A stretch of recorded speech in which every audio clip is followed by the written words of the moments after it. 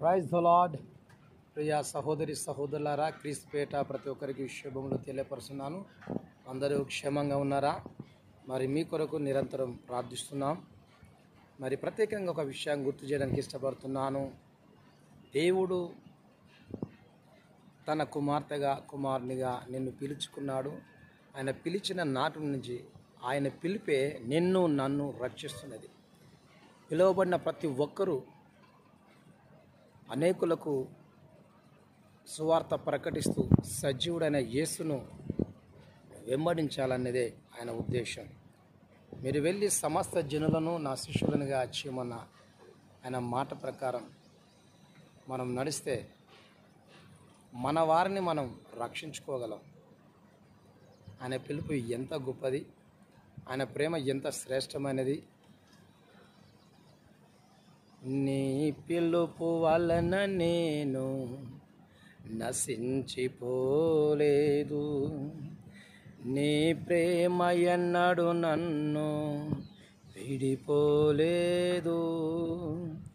నీ కృప కాచుట వలన జీవిస్తున్నాను, నీ ప్రేమకు సాటే లేదు. నీ కృప కాచుట వలన జీవిస్తున్నాను, నీ ప్రేమకు సాటే లేదు. నీ పిలుపు వలన నేను నశించిపోలేదు,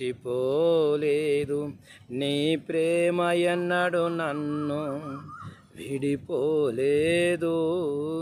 నీ కృప కాచుట వలన జీవిస్తున్నాను, నీ ప్రేమకు సాటే లేదు. నశించుటకు ఎందరో వేచి ఉన్నను, నశింపనే నీ పిలుపు నన్ను కాపాడెను. ద్రోహము నిందల మధ్యలో నే నడిచినను, నీ నిర్మల హస్తము నన్ను భరించెను.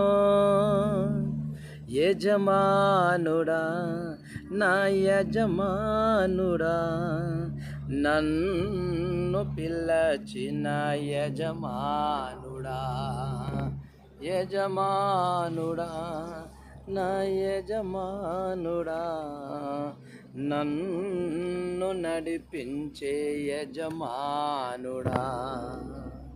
నీ పిలుపు వలన నేను నశించిపోలేదు, నీ ప్రేమ ఎన్నడు నన్ను విడిపోలేదు. నీ కృప కాచుట వలన జీవిస్తున్నాను, నీ ప్రేమకు సాటే లేదు,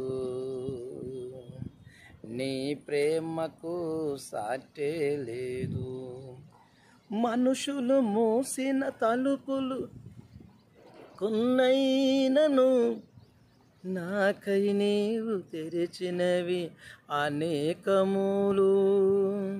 మనోవేదనతో నిన్ను విడిచి పరుగెత్తినను, నన్ను వెంటాడి నీ సేవ చేయించితివి. నా ఆధారమా, నా దైవమా, పిలిచిన ఏ పిలుపునకు కారణమా. నా ఆధారమా, నా దైవమా, పిలిచిన ఈ పిలుపునకు కారణమా. నీ పిలుపు వలన నేను నశించిపోలేదు, నీ ప్రేమ ఎన్నడు నన్ను విడిపోలేదు. నీ కృప కాచుట వలన జీవిస్తున్నాను, నీ ప్రేమకు సాటే లేదు, నీ ప్రేమకు సాటే లేదు. నీ కృప కాచుట వలన జీవిస్తున్నాను, నీ ప్రేమకు సాటే లేదు.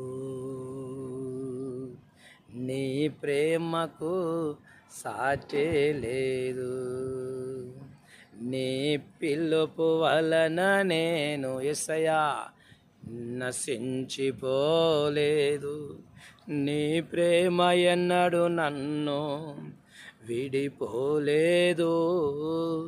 నీ కృప కాచుట వలన జీవిస్తున్నాను.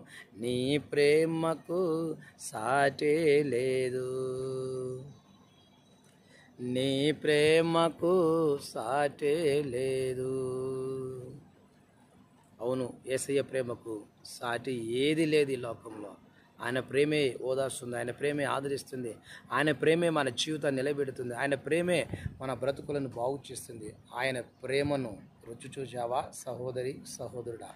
ఆయన ప్రేమను అనుభవించాలంటే కళ్ళు మూసుకొని మోకరించి ప్రార్థిస్తే చాలు. ఆయన ప్రేమ ఏంటో నీకు అర్థమవుతుంది.